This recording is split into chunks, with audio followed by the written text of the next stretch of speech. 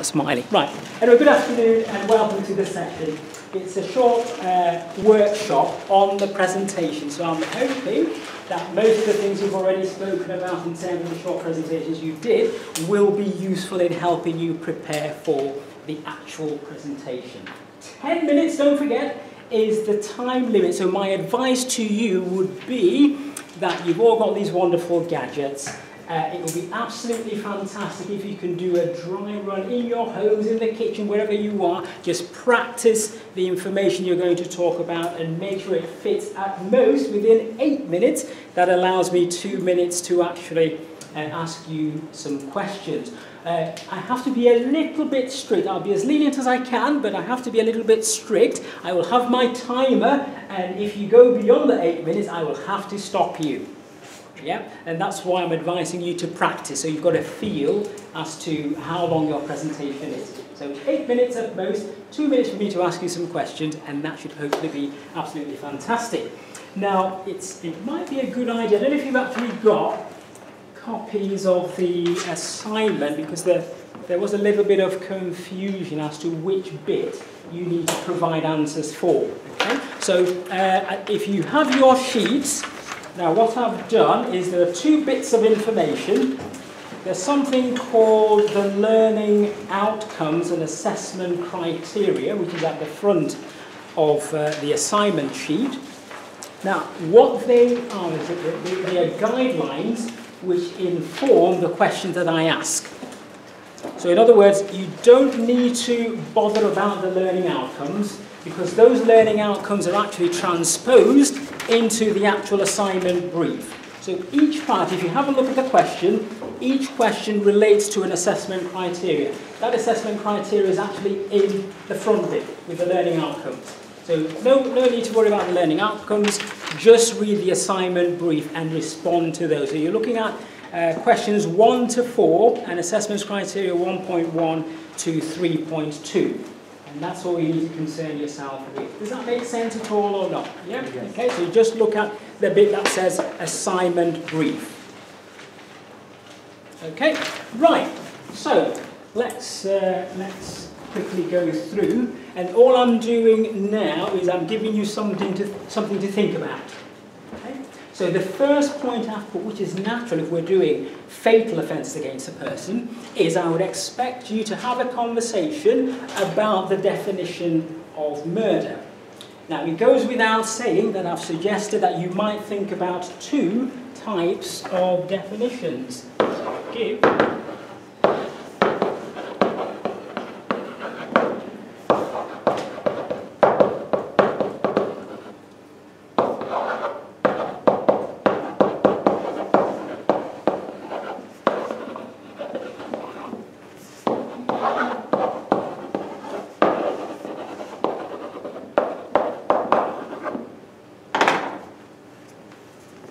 So your introduction will be hopefully an easier one. All you're doing is you're telling the listener what murder is all about. You would then go on to talk about the source of murder. Again, these are all natural things you would think about when you're dealing with the offence of murder. So, source.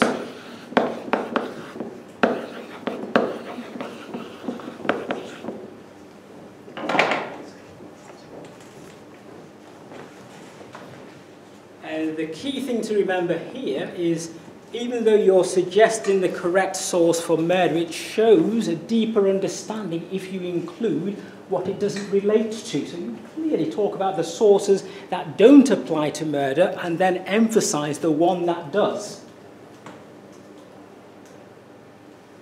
We're all very quiet and scribbling away, but did that make sense? Yeah, did you know what I meant by that? Yeah, so you would say common law is the source of murder. It is certainly not a statutory offence, because that's the common mistake most people make. And sometimes I might ask you a question, and not to confuse you, but just to test your knowledge on that. And we did say examples such as the Homicide Act 1957 don't define murder. They generally speak about the partial defences. Okay, so get your head round the definition, get your head round the source, and and then you can build your information further from there. Now this bit's very important because again most of the conversation will be on murder, and then to challenge you further we'll look at the other stuff. But once you talk about the definition of murder, I'm expecting for you to split the actual offence into two parts. So consider the elements of the offence of murder. All you're doing here is you've got offence, which is murder, and you're splitting it into its component parts, actus reus and the mens rea. And then you naturally remember, I hope, and by the time you've completed your revision, you would remember the component parts. So understanding the component parts, being able to explain them, absolutely perfect. Yeah?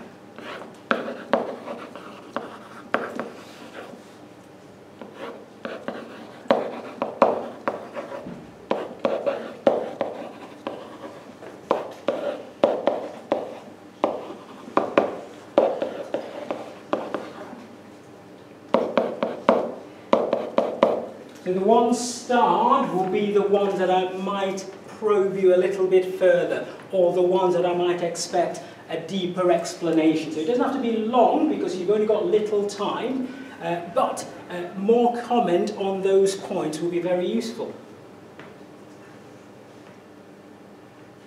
So unlawful, that's non-contentious. Queen's peace, fairly standard, but killing and person might be areas that you want to develop in your presentation. They're all actus reus, aren't they? They are, absolutely.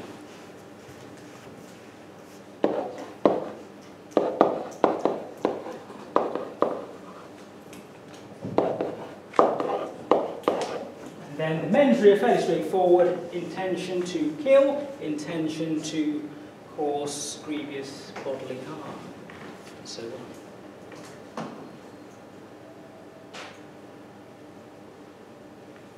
And then in addition to that, you would also comment, I do have to, well, it doesn't matter where you put it, I should have put it on the previous slide, but include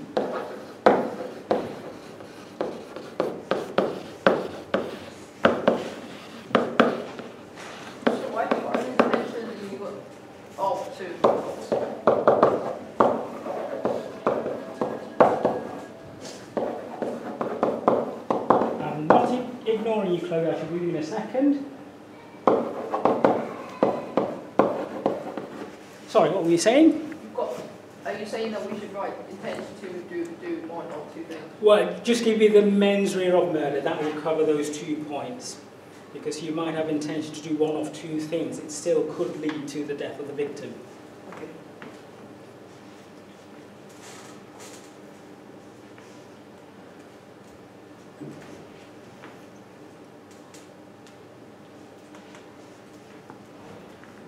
Let me see what else is... Right, okay, so nature of the offence of murder by reference to the correct source of law. I think I mentioned that earlier on. So talk about the common law nature of the offence and then include correct case law.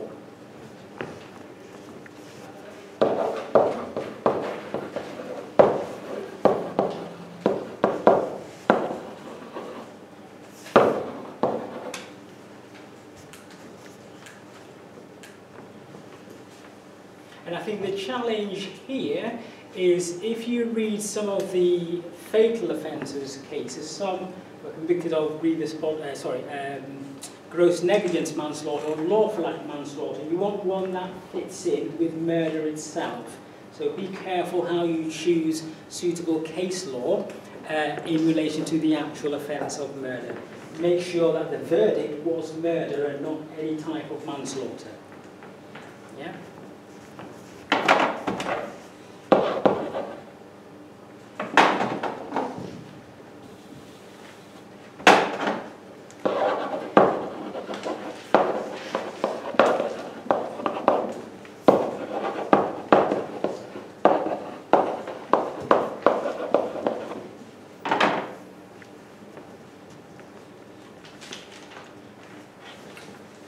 Any questions so far? There you go, we've done that bit, so let's move on to the next bit. Right, so that all deals with murder. Just a general description of murder would be absolutely fantastic. You've got your unlocking textbooks that will give you even more information, and hopefully based on the information we've looked at, the questions will be based around those particular points. Right, so we move on to manslaughter. So consider the meaning and element of manslaughter in relation to its voluntary and involuntary nature. That's just a general overarching question, and then we break it down into the two parts: voluntary manslaughter, involuntary manslaughter. Okay, so this question eventually leads to the others. Just gives you a general idea as to what you need to cover.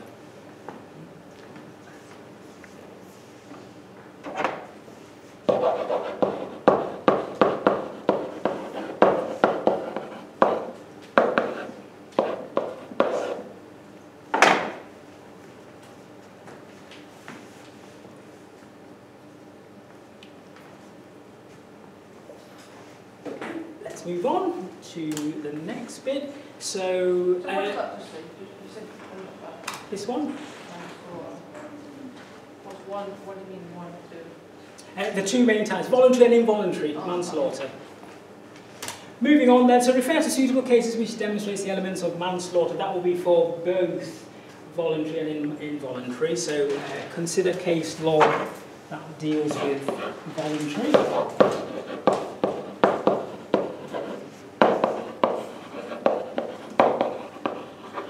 And what I will do is narrow that down a bit more, because we need to have a look at specific aspects of manslaughter, so voluntary and involuntary, and the defences and so on.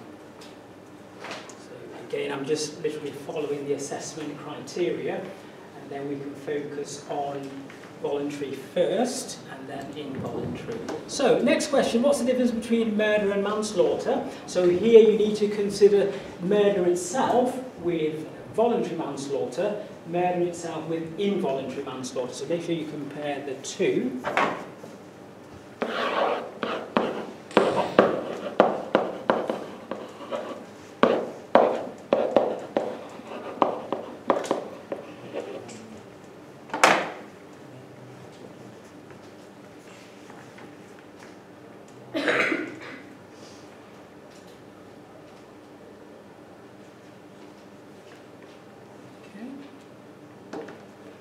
So voluntary manslaughter, we're looking at, sorry, this is involuntary manslaughter rather.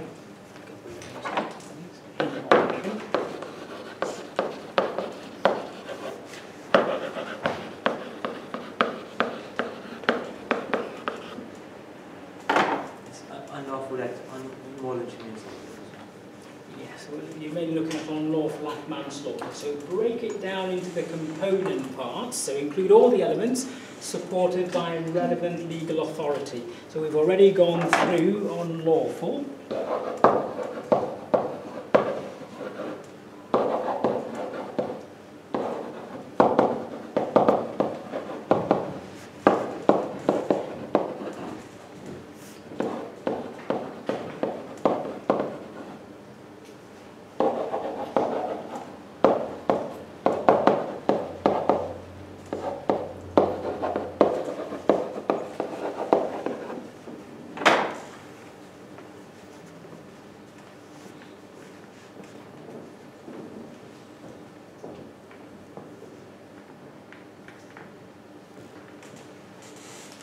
Just going to be a matter of picking up on those words and then supporting your discussions with suitable case law. So unlawful, what does that mean? Act, what's the nature of the act? Does it have to be an act? Can it be an omission? Are there legal authorities that explain why it can't be an omission? Why it can't be civil in nature? What do we mean by causation and the interference of a third party? What's the mens rea element like in relation to committing involuntary manslaughter? So a clear explanation as to how these elements combine together, supported by suitable legal authorities, what we'll be looking for when you're discussing unlawful act manslaughter.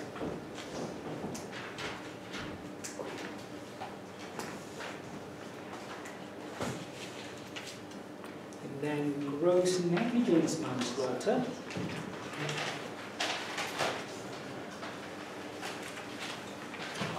Include all the suitable elements.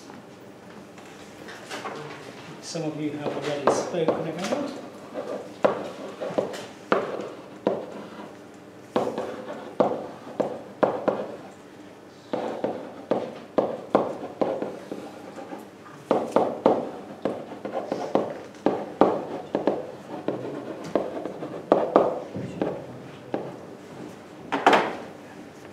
Duty of care, breach causation, and the fault element that relates to gross negligence manslaughter.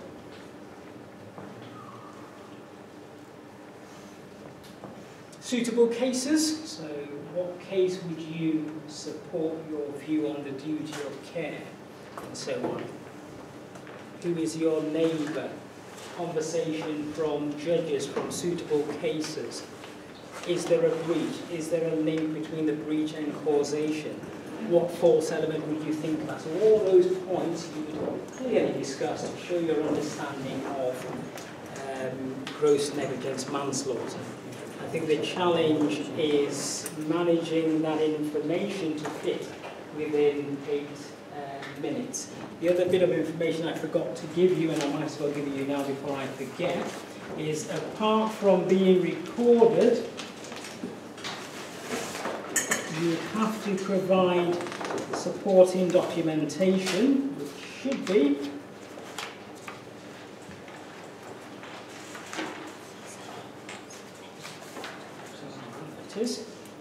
your supporting documentation has to be 400 to 500 words.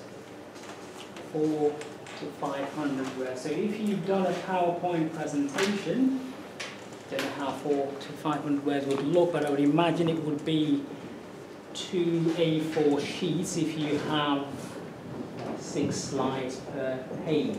That's just a rough guess. If you're writing text, you can produce either, but I'm assuming if you're doing a presentation, you might use PowerPoint, I don't know. So 400 to 500 words maximum, and that's the criteria given to us by Carver. The first assignment we did, the word count should have been 1,500 words maximum, but because we'd already done that before they sent us the stuff, so I would argue that there's no way we could have known that they wanted us to limit it to just that bit of information. So don't forget, for the report, so for the presentation, you've got 10 minutes, and it says plus 400 to 500 words supporting paper, it says. So please don't go beyond that. Does that include any cases being referred to in the presentation? It doesn't, but again, don't forget, if you've got 400 to 500, then you would use those cases wisely, because you don't want it to swell, even though it doesn't count. Yeah. You don't want to use it, you don't want to overuse that option. Right, okay, next one is to do with diminished responsibility.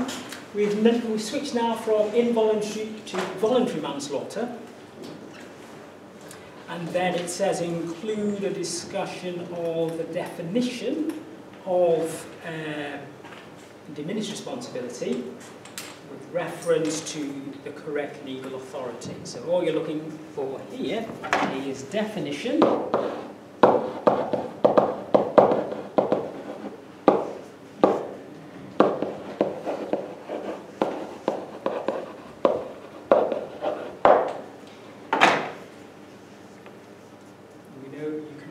To the Homicide Act, so long as you remember to suggest it has been amended, or you can just use the Coroners Injustice Act 2007.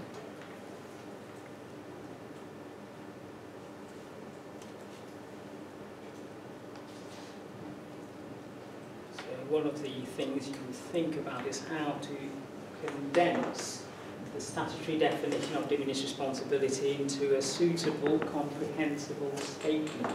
That will be what will be required of you.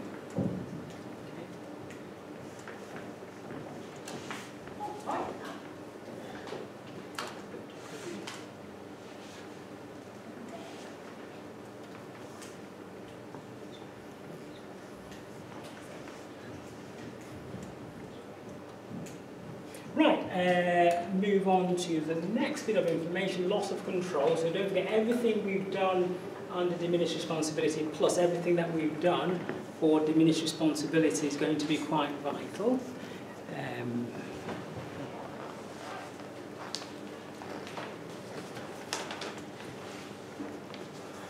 So loss of control, the legal authority. Don't forget the actual definition. So legal authority definition.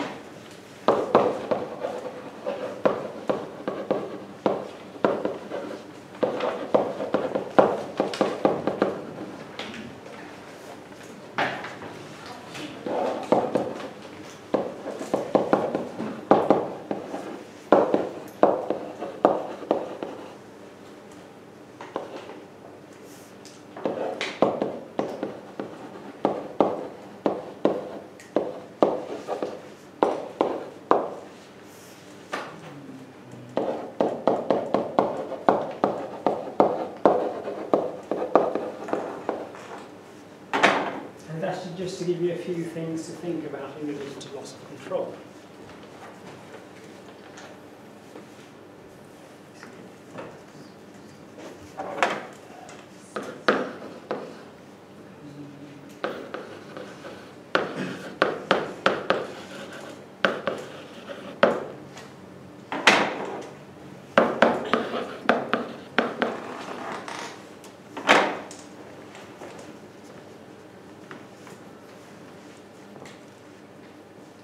Two cases that you might want to look at. I suggested them before, Holly and Clinton. Those who are aiming for distinctions, don't forget this is the first assignment you'll do which has an attached credit number, 3 credits. Then exploring Holly and Clinton would certainly help you. It means if I ask you to comment on that case, or the relevance of those cases to loss of control, because you've done that extra bit of research, it should help you explain how it relates to loss of control. If we jump back to diminished responsibility, and I'm just going to quickly go one step back, because I did forget to add,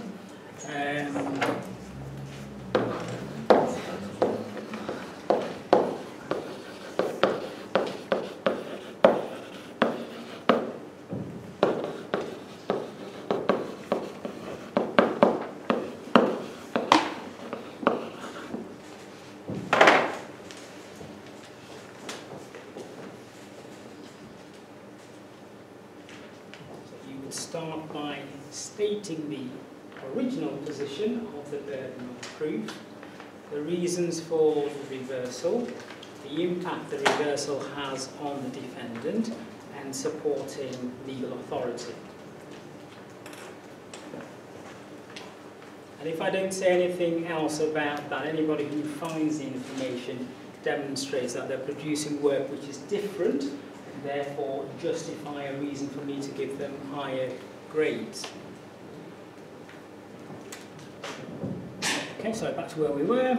So that's loss of control.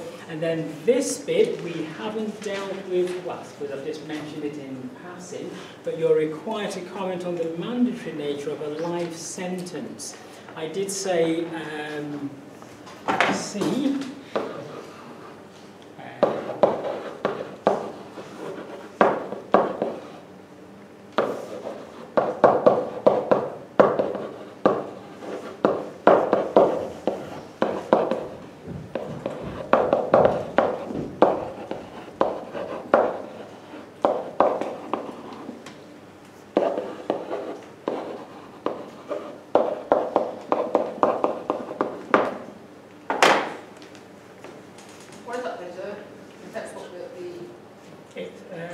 Which bit? Oh, the legal system by...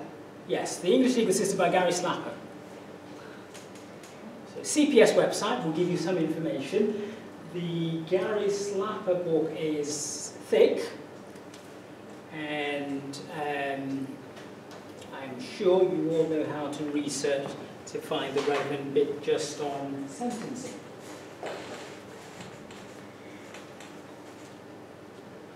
Don't forget the tariffs, so talk about the tariffs. What will be the shortest tariff that you can get? what will be the longest that you can get. Give examples why you might get the shortest. Give examples why you might get the longest. And then a bit of commentary on sentencing in general when it relates to the offence of murder.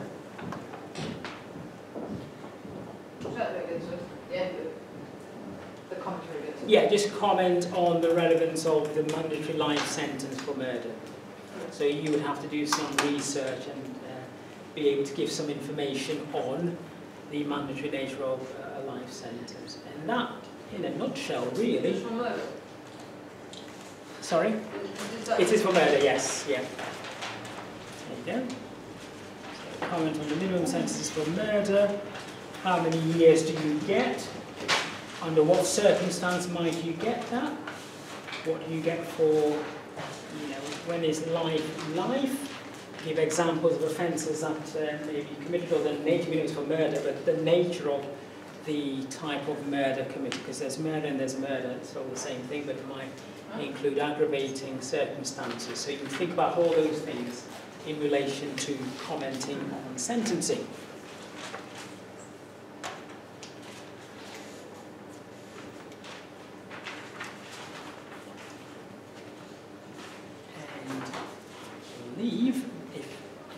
I think that should summarise just the skeletal information that you need to prepare for your presentations. What I will do by the time you get back from half term is make sure that you have the schedule of presentation, and then everybody should be ready to go. You've got a week off. When I say week, I know some of you work, but you've got a week to think about preparing for your presentation. And then when you get back after that, I should be able to get ready the next assignment, which will be on fatal offences. So those preparing for presentation, if you want another thing to start reading about, it's non-fatal offences. Yeah, that will be the next assignment. Yeah, sorry. Oh yes, yeah, you can refer to your notes and so on and so forth. That may not reduce, but it may have an impact on the mark you get. But if you need everything, then there could be a gap in your knowledge depending on the circumstances. Right, have a great half term, everybody, and see you after the half term. I'm just going to just turn this off.